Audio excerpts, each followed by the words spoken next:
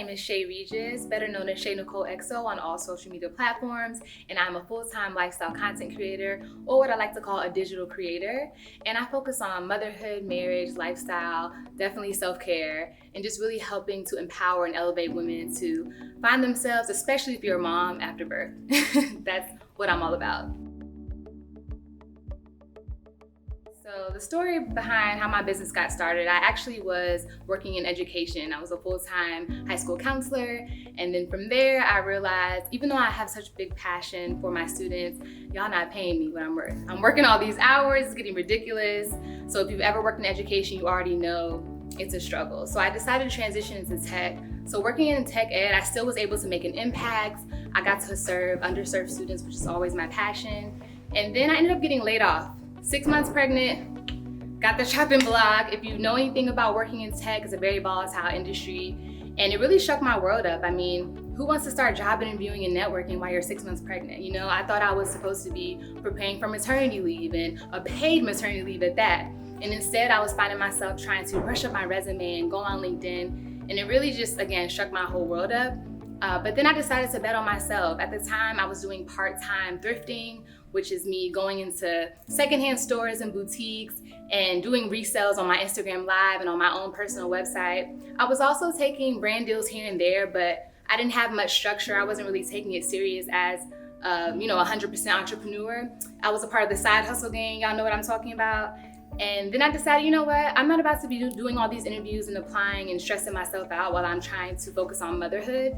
So I'm gonna bet on myself, and my husband and I made a pact, and we decided, okay, go full time with your business for a year straight and see where it takes you. And it's gonna go one or two ways. Either we're gonna see success and God's gonna carry us through, which he always does, or God will still carry us through, but maybe we'll find out entrepreneurship is not for me. But here we are a couple of years later, and clearly entrepreneurship was definitely for me.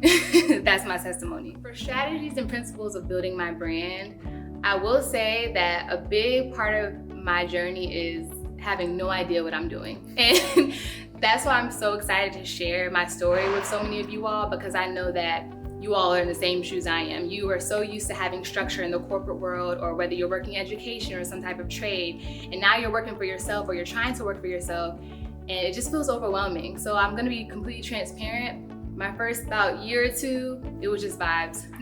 No structure, no intention, just showing up, doing the best that I can. And then I quickly realized I need to treat my brand like a business. I came from the corporate world, I came from education, I had a schedule.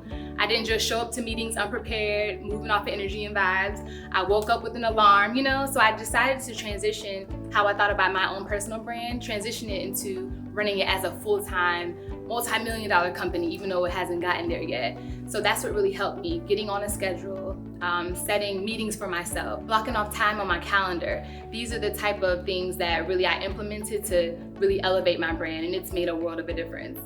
The 2 milestones that I'm very proud of are making the Sephora Squad and then being on a billboard in Times Square. So first, let me tell you about Sephora Squad. This is a year-long ambassadorship where you represent Sephora and you get to work with all the amazing beauty brands that Sephora carries.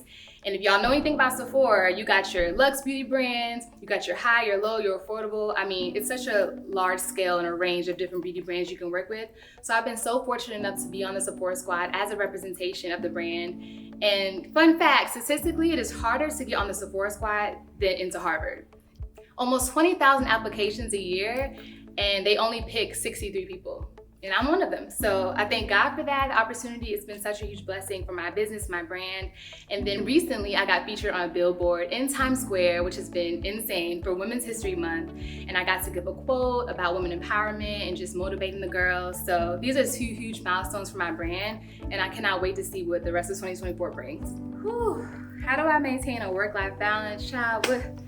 I'm about to take a nap right here. I mean, you got this nice pillow. It's given I need to lay down, but no, in all seriousness, first starting out, I had no type of balance. And I wanna let you all know, especially for my content creators out there, whether you're current or aspiring, the burnout is real and you have to set boundaries for yourself. And that's something I'm actually still learning to do right now.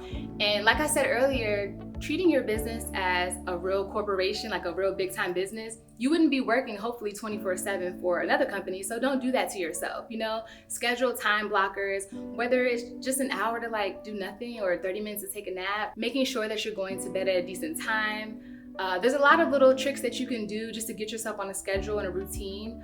But I definitely want to encourage you, because sometimes as content creators, we feel like we have to be on all the time. We have to be scrolling or recording or doing something that pertains to content, and you don't. There are a lot of times, like even now, I have a day where I'm filming and I'm gonna go home and make some content, and then I'm gonna cut my phone off. Like I'm gonna shut everything down, I'm gonna close my laptop and hang out with my daughter, my husband, and call it a day. So I wanna encourage you, don't think that you always have to be on. Don't think that, there's something wrong with you, you're not being productive. Rest is productive, and that is how you reset and you restore and you replenish your energy. So that's my tip. Oh, and another thing, learn how to post and go. I know a lot of us feel like when we post, we gotta stick around. Who's commenting, who's DMing? I understand that, but give it maybe 30 minutes to an hour where you are engaging with your audience. You're commenting, you're liking other creators' posts, you're engaging with your community. And then girl, post and go, shut it all down. And don't go back on social media until you have a purpose to be there. Whether that's I'm doing some research, seeing what's trending, maybe looking for a sound or something, looking for some content ideas, or if I actually have something to post. But that's really helped me to have a balance with my work life. I'm only on social media when it's intentional. I try my best not to just aimlessly scroll. So my number one piece of advice to content creators is based on the question that I get all the time, which is, how do you keep going? Or how do you stay consistent? And that's because I'm creating content about stuff I really care about. A lot of you all, sometimes you see what's trending or what's popping off or what you feel like is gonna make you money and bring you deals, and you don't really care about that type of stuff. You need to create content based off of what you care about, what you're passionate about, because when the engagement is low, when there's no money coming in, when it's getting real slow, the algorithm is playing games, what is gonna keep you going? You know what I'm saying? It has to come from the heart. And I have created my platform based off of creating content out of service. I've always had a heart to serve. I did that as a counselor, mentorship, serving, and making content based off of a purpose. So I use that same logic on my platform now. And if I showed up every day and started creating content about rock climbing or eating healthy, which is stuff I may be trying, but I'm not really passionate about. Like I might try rock climbing, but is it really my thing? Yeah, I'm trying to eat healthy, but am I really an expert in that? Or am I really passionate about learning how to substitute all these things? No, I'm not. And on those nights where you really don't feel like doing anything because you're so tired, especially if you're a mom, you have to be creating content that puts a fire under you. And I always tell people, what is something that you would do and you wouldn't get paid for? Like if currency was happiness, if we could pay our bills off of straight contentment and happiness and passion, what would be that thing that would pay your bills? A lot of content creators are struggling to find their niche or their what I call content tiers. What is their field? What are they gonna make content about? What is something that you literally just love? And for me, girl, it's the style, it's the fashion, I'm giving the girls tips, it's the beauty, it's the skincare, but it's also the self-care. I'm so passionate about helping moms find themselves, helping moms feel restored and getting back to the old them. And just helping women elevate in general. I do that every day in my real life, and that's why my content will always be authentic. That's why my platform will always be ran off of transparency, because this is the real me. So I encourage you all, figure out tomorrow, if I could pay my bills off of happiness, what would it be? How would I be the richest content creator ever? That is your niche, and that's what you need to go with. So my goals and aspirations, first I'll give you personally.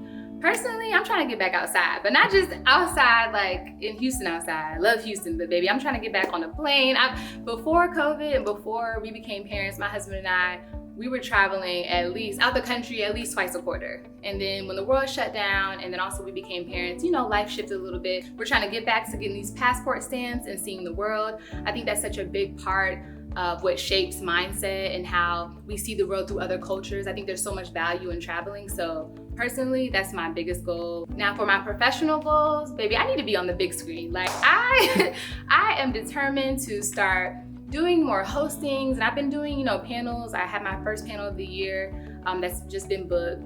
coming up in May, but I'm trying to touch the people more. I feel like when it came to my brand in the beginning phases, everything was virtual because the world shut down. I got started making content during COVID. So I'm so used to just turning a camera on and talking to my community virtually, but now it's time for me to touch the people. I want to be out at events and hosting and doing more networking, and also having some type of segment. Like I can see myself in the future maybe having like a style segment for moms, like the cool mom style inspo, and really helping moms get back to themselves, helping them elevate their wardrobe. So whether it's like a little local news channel that wants to, have me on as their style connoisseur, they're a style advisor, I'll take that. Or if it's, on the big screens, whatever God has for me is for me, and I can't wait to see all the things that are gonna come into fruition for the Good Girl brand. So if you know me, you know I don't play about my Good Girl tribe. I love to pour back into my community. And women empowerment and just giving is it's the foundation of my brand. So one way I love to give back is I love to surprise my Good Girl tribe. Like I will send gifts. I like to pick people at random, and I go through my comments and I just read like who is really engaging, women that I'm also inspired by. Like recently I sent a new purse to a teacher who's also into style content, and she just reminded me of myself when I first got started. So I love to send surprise gifts. Like sending gifts is a big love language for me. Another thing that I love to do is go live. I go live about once a week, sometimes twice, and I give free consultations.